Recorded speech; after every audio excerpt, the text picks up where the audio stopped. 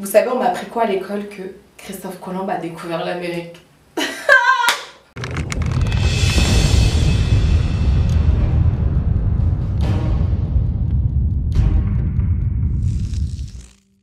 Hey les gens, alors pour ma première vidéo, j'ai décidé de taper dans le tas directement. Christophe Colomb n'a pas découvert l'Amérique comme nos livres scolaires d'histoire nous le rabâchent depuis des années. Déjà, ma première raison de pourquoi il n'a pas découvert l'Amérique, c'est comment tu peux découvrir un endroit où il y a des gens. Il faut savoir qu'à l'époque, les Européens, quand ils découvraient un territoire, ils appliquaient la terra nullius. C'est une locution latine signifiant territoire sans maître.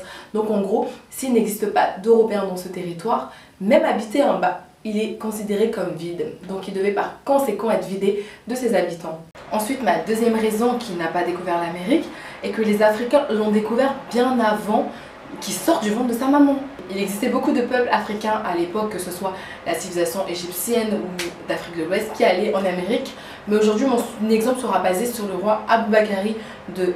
Ça a commencé 250 ans avant que Christophe Colomb découvre, soi-disant, l'Amérique. Donc au XIVe siècle, en 1311, Aboubakari II a dirigé ce qui était sans doute le plus riche et le plus vaste empire de la planète, couvrant la quasi-totalité de l'Afrique de l'Ouest, l'empire du Mali, qui était composé de territoires s'étendant de l'océan Atlantique à la grande boucle du Niger, c'est-à-dire l'est de la Guinée, le Sénégal et une grande partie du Mali et le sud de la Mauritanie. Nous sommes actuellement en 1310 et Aboubakari II tourne en rond dans son palais. Il s'ennuie. L'érudit malien Gawsu Diawara dit que Aboubakari voulait savoir si l'océan Atlantique, comme le grand fleuve du Niger, avait une autre banque. Il faut savoir que Aboubakari II avait déjà voyagé à travers et hors du continent africain, possédant déjà la majeure partie du continent. Aboubakari II était attiré par l'exploration. Il a donc appelé les ingénieurs du lac du Tchad, connus pour construire des navires comme leurs ancêtres égyptiens et pour étudier tous les navires sur les rivières Djoliba et le Sénégal afin de l'aider à lancer une immense flotte au-dessus de l'océan. Il a également embauché une équipe nombreuse et diversifiée de marins, commerçants, constructeurs, artistes, guerriers, hommes instruits et leur a fourni des rations suffisantes pour 2 ans. La flotte commanditée par Aboubakari II a donc pris le large par la suite quand un seul navire est revenu un jour avec un seul capitaine disant au roi qu'après plusieurs jours passés en mer, les navires ont été aspirés par une sorte de rivière avec un puissant courant sur l'océan et que tous les navires ont disparu à l'horizon. À partir de là, Aboubakari II décida donc lui-même d'entamer ce voyage. Les historiens expliquent que les empereurs préféraient renoncer à tout pouvoir et à tout tort pour poursuivre leurs connaissances et leurs découvertes. Aboubakari II passa donc son trône à Kankou Moussa, plus connu sous le nom de Mansa Moussa, l'homme le plus riche de l'histoire, et partit donc pour une expédition dans l'inconnu en 1311. L'expédition d'Aboubakari a-t-il peut-être été l'un des facteurs qui a aidé Mansa Moussa à devenir l'homme le plus riche du monde? Alternate History raconte sur l'arrivée d'Aboubakari au Brésil, qui décida d'ailleurs d'appeler cette terre qu'il a découvert Banrou-Mambouk, donc la 3e année à Banrou-Mambouk, dans cette jeune colonie, sous la direction d'Aboubakari II. Il commence à établir les premiers contacts diplomatiques avec les tribus de la région et encourage les échanges commerciaux entre elles. En 1314, Aboubakari renvoie un bateau au Mali pour demander un soutien à son frère, Mansa Moussa, qui est lui-même impressionné par toutes ces récoltes qui lui sont présentées et commence déjà à recueillir des gens pour envoyer et aider à Banrou-Mambouk. Ainsi commence à partir de là un échange de marchandises de là-bas en échange d'une aide malienne. Tchemoko Konaté, responsable du projet de recherche sur les voyages d'Aboubakari II, a déclaré à la BBC que Christophe Colomb lui-même avait déclaré avoir trouvé des commerçants noirs déjà présents sur le continent américain et il avait même noté lui-même dans son journal l'arrivée par bateau des gens à la peau noire qui venaient du sud-est et faisaient le commerce des lances à pointe dorée.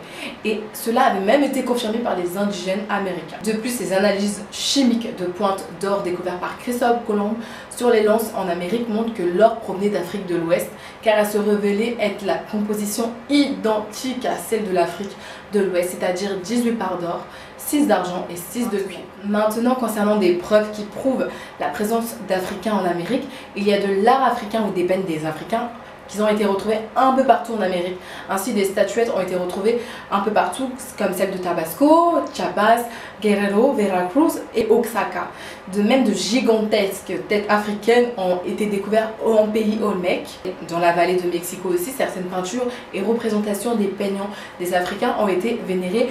Dans les îles Vierges américaines aussi, il y a été retrouvé des squelettes noirs datant de 1250 avec des mutilations dentaires caractéristiques et de certaines ethnies africaines. Autant on ne peut pas nier que les Vikings sont bien arrivés en Amérique, même en Amérique plus au nord, mais on peut aussi dire qu'ils n'ont rien apporté ou échangé culturellement avec les Amérindiens, ce qui n'est pas le cas pour la présence africaine. Un exemple dans ce livre, They Came Before Columbus, donc en gros, en français, ils sont venus avant Colombe, de Ivan Van Sertima. Donc, dommage que j'ai pas ce livre sur moi, mais je me souviens qu'à la page 137, il y a une tête mandingue au Mexique, reconnaissable surtout par les importantes boucles d'oreilles des femmes d'Afrique de l'Ouest, comme décrites par les explorateurs européens quand ils allaient en Afrique. Je tiens à rappeler que les mandingues sont un peuple d'Afrique de l'Ouest faisant partie des peuples mandés. Ils sont connus sous d'autres dénominations telles que les Bombara en Mali, les Djaoula en Côte d'Ivoire et au Burkina Faso, et les Malinké en Guinée, en Gambie et au Sénégal. Ah oui, il y a aussi le dieu Quetzalcoatl, serpent à plumes, ou oiseau-serpent, faiseur de pluie, entité personnifiant la prospérité dans les cérémonies s'effectuées par des actes de pénitence et de châtiment.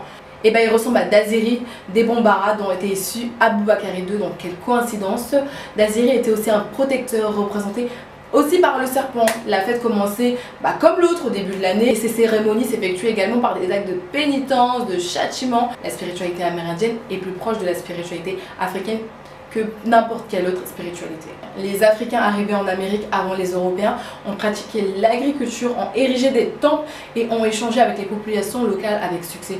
Voilà ce qu'on appelle des peuples civilisés qui se sont rencontrés, ont échangé en harmonie, sans déclarer une quelconque guerre. En conclusion, la civilisation précolombienne des Amériques a été fondée par des Africains et s'est développée grâce à l'ingéniosité des indigènes. Hélas, l'Amérique d'après Colomb a malheureusement été fondée sur des génocides des indigènes américains et s'est bâtie aussi sur le dos des esclaves africains. Alors que, à l'instar, les Africains ont aidé à civiliser l'Amérique bien avant que les Européens ne la découvrent et bien avant qu'ils prétendent avoir civilisé l'Afrique. Le nombre de preuves aujourd'hui devient trop voyant pour qu'on les ignore. Il est donc grand temps à vous et à moi que la politique d'éducation réexamine son programme scolaire pour l'ajuster à la longue histoire de l'Amérique d'avant Christophe Colomb. Et je vous invite à vous procurer ce livre d'Ivan Van Sertima sur Amazon, à la FNAC, etc. car il a réussi à prouver que les Noirs sont retournés 4 fois en Amérique 180 ans avant Christophe Colomb. Ils établirent beaucoup d'échanges entre eux qui seront donc interrompus par les génocides des Européens quelques siècles plus tard. Mais ça, c'est une autre histoire. En tout cas, merci à tous d'avoir regardé ma vidéo et à la prochaine pour un prochain numéro. Salut!